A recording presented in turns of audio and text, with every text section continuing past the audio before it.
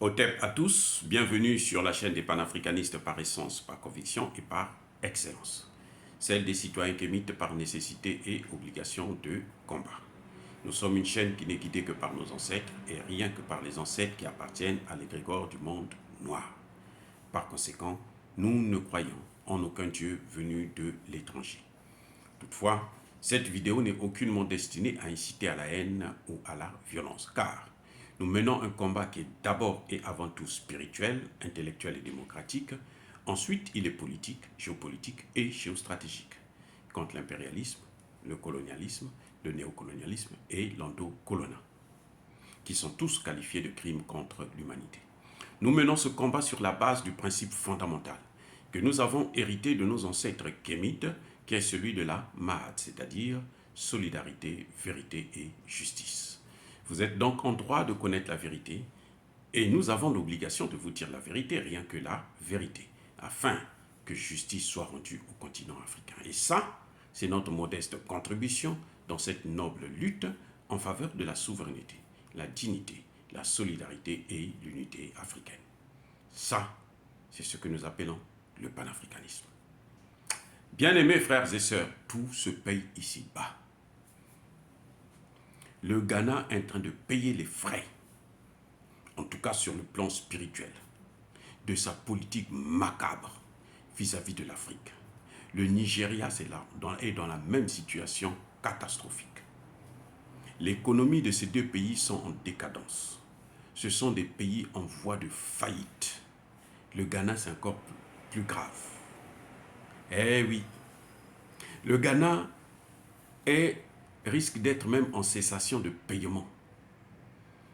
Il y a un débat actuellement au niveau de la classe politique où l'opposition demande au gouvernement ghanéen d'aller s'agenouiller devant le FMI. Le gouvernement se dit, moi j'étais déjà là-bas, on m'a déjà donné une partie, un peu d'argent, je ne veux pas continuer à aller m'endetter, à aller endetter le pays. La situation est catastrophique.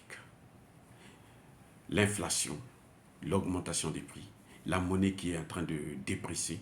Aujourd'hui, bientôt vous allez trouver, pour échanger un billet d'1 $, il faut avoir 4 valises de billets de banque pour aller seulement dans un restaurant. Donc la situation est terrible. Mais moi je me demande, mais attendez, tout ce que le Ghana a fait là pour satisfaire Emmanuel Macron, pourquoi il ne va pas appeler Emmanuel Macron son sauveur? Emmanuel Macron a imposé des sanctions au Mali via le Ghana. C'était ce Ghanéen-là qui était le Nana Akufo, qui était le président de la CEDEAO. On a imposé des sanctions qui n'existent pas dans les textes de la CEDEAO. Eh oui, on s'est accaparé de l'argent du Mali, on a fermé les frontières vis-à-vis du Mali, alors que c'est interdit par les traités internationaux, puisque c'est un pays sans littoral. Donc on ne peut pas mettre un embargo, fermer les frontières comme ça vis-à-vis d'un tel pays. C'est comme si on voulait l'asphyxier. Le Ghana faisait tout ça pour obtenir aujourd'hui une économie en faillite totale. Eh oui, l'économie ghanéenne est à genoux. La solution que comment vous appelez ça, l'opposition est en train de présenter, ce n'est pas une solution, ce n'est pas un palliatif. Non, ça ne résoudra rien, le FMI. Le FMI a déjà développé un pays. Vous croyez que le Nigeria, le niveau qu'ils ont eu en économie, là, c'est à cause du FMI? Non, c'est pas vrai. Le FMI vient avec des conditionnalités, le programme d'ajustement structurel. Il y a des intellectuels que j'ai entendus sur une chaîne togolaise, là, qui disaient non, sans le FMI, ils ne pourront pas s'en sortir. Mais avec le FMI, ça va être encore plus grave. Je vous ai déjà donné l'exemple du Congo-Brazzaville, où le directeur, l'ancien directeur général du FMI, Dominique Strauss-Kahn, a conseillé le président congolais, Denis Sassou Nguesso. Et c'était un pays qui était excédentaire. Le budget était excédentaire. Au point où le Congo avait au moins 14 milliards, ils ont dit on met ça là pour les comptes des générations futures. Le gars est venu en moins de 2 ans, il a mis l'économie congolaise par terre. Et jusqu'aujourd'hui, le Congo n'arrive pas à se relever. C'était bien un expert du FMI, le directeur général du FMI, qui a été viré à cause d'une affaire de fesses. Eh oui, les gars. Donc le Ghana, Nana Akufo, s'est fait avoir par le baratin d'Emmanuel Macron. Et voilà ce que ça lui donne. Il ne peut pas aller chez Emmanuel Macron parce que Emmanuel, la France, là, elle doit est endettée à hauteur de 3 000 milliards d'euros. Elle en a dans le 1. La maudite junte française a des problèmes elle-même. Sans compter les nouveaux problèmes qu'ils ont avec le gaz et autres, des crises sociales qui vont à répétition, qui vont se multiplier d'ici la fin de l'année. Mais le Ghana va faire quoi? Elle a fait tout ça là, elle a servi la France dans un plateau en or pour obtenir quoi? Qu'est-ce qu'elle a obtenu? Que la France aille le sauver. La France elle-même est menacée dans certains pays par les États-Unis. Ils sont alliés, hein? Ils sont des alliés, hein? Mais les États-Unis les piétinent. Et ça, c'est bien fait pour eux. Moi, je suis content. Là quand c'est comme ça, là, je suis américain. I am an American. Ah oui? Quand c'est comme ça pour punir la France, là, je suis américain et je soutiens la politique américaine. Nako, Nalobiango. C'est pas possible. C'est pas possible. Regardez le grand Nigeria. Emmanuel Macron vient boycotter l'écho de la CEDEAO pour mettre l'écho Ouattara. Donc Ouattara Macron. Le Nigeria ne dit rien. Le Mali est massacré par les pays de la CEDEAO. Le Nigeria se tait, ferme sa gueule. Le Nigeria lui-même, son économie est en décadence. Voilà comment les Africains se laissent toujours avoir. Ils torturent les siens, les leurs, juste pour faire plaisir à un étranger qui après se retourne contre eux-mêmes. C'est ça, c'est ça. C'est-à-dire que vous devrez comprendre cette leçon. Nous, Africains, nous devrons comprendre ça. L'Afrique, c'est la solidarité.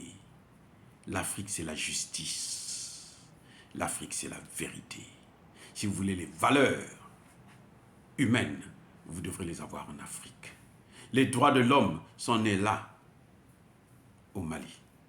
Si nous prenons les temps les plus récents, les droits de l'homme que les Américains utilisent aujourd'hui, c'est né là, au Mali. Les droits de l'homme sont nés, la démocratie est née en Égypte ancienne. Les Grecs n'ont rien inventé. Oh, Théophile Obenga connaît mieux que moi, le grand professeur. Qu'est-ce que je peux dire? Ce n'est que j'espère que les autres leaders africains vont tirer des leçons pour ne plus se laisser avoir par ces Occidentaux, comme aujourd'hui on est en train de voir le Rwanda qui se sert au Congo démocratique parce qu'il a le soutien des Américains. Il est en train de détruire, balkaniser le Congo démocratique parce qu'il a le soutien des Américains. On est en train de voir Tshisekedi qui n'est pas capable de prendre des responsabilités, qui n'est pas capable d'acheter des armes chez les Russes parce que les Américains lui disent non, tu ne fais pas ça. Va prendre les Kenyans et ils vont venir régler le problème. Non. Ça, c'est le cafouillage politico-militaire. La vraie solution, c'est d'aller vers les Russes, acheter des armes et former les militaires, faire la guerre, combattre les M23. Et vous allez voir le cadeau qu'on va lui donner. Dès qu'il va perdre le pouvoir, là, ce sont les mêmes qui vont l'écraser. Mobutu a tout donné aux Américains. Tout. Il a tout donné. Ce sont les mêmes Américains qui ont dit, si vous ne tuez pas Mobutu, là, vous n'allez pas vous développer. La population congolaise, aussi naïve qu'elle soit, avec tous ces danseurs et buveurs, ce qu'ils ont fait, c'est qu'ils ont chassé Mobutu. Et depuis, les Américains ne leur ont jamais donné le développement. Pire encore, ce sont eux qui sont en train de diviser le Congo. C'est devenu un laboratoire d'expérimentation des vaccins, des armes biologiques, ainsi de suite. Eh oui, maintenant ils veulent le balkaniser parce qu'ils trouvent qu'il est trop grand, trop riche. Oh, bien-aimés frères et sœurs, que mes frères et sœurs du Ghana puissent comprendre que ce n'est pas la haine contre eux, mais c'est contre ces hommes-là qui ont pris des décisions pour faire souffrir leurs frères du Mali, pour faire souffrir leurs frères de l'Afrique centrale, de l'Ouest, pour empêcher à ce que l'Afrique de l'Ouest puisse avoir sa monnaie à elle, pour soutenir le Wakan. Ils se sont, ils ont résisté un peu, mais à demi-mot. Ils n'ont pas pris position claire. Aujourd'hui, on serait avancé dans ce dossier. Le CFA aurait disparu et ça aurait sauvé au moins les pays de l'Afrique de l'Ouest. Pendant que ceux de l'Afrique centrale continuent à dormir, continuent à danser, continuent à préserver les intérêts de leurs enfants, pour la présidence, bien sûr, le pouvoir, c'est tout. Au moins ceux de l'Afrique de l'Ouest seraient sauvés. Mais le Nigeria et le Ghana se sont tus. Ils ont tourné le dos comme si ça ne les concernait pas. Et voilà maintenant que les problèmes arrivent chez eux-mêmes, à leur propre porte, dans leur maison. Ils n'ont qu'à gérer ça maintenant. Je ne me réjouis pas de cette situation, mais quelque part, c'est une leçon que tout Africain doit savoir. Surtout nous les intellectuels, beaucoup parmi nous travaillent pour la France.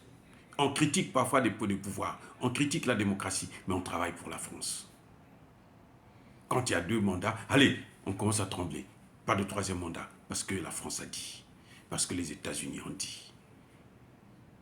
On oublie le principe de l'autodétermination des peuples, le principe de l'égalité, les principes de la souveraineté des États. Oh, je persiste et je signe. Soyez bénis par le Dieu des Kémites. Et que tous ceux qui persécutent les Africains, et notamment les panafricanistes, tous ceux qui pillent et déstabilisent le continent africain, qu'ils puissent être punis, foudroyés, écrasés, maudits par le Dieu des Kémites et par nos ancêtres angélisés. J'ai dit, j'assume.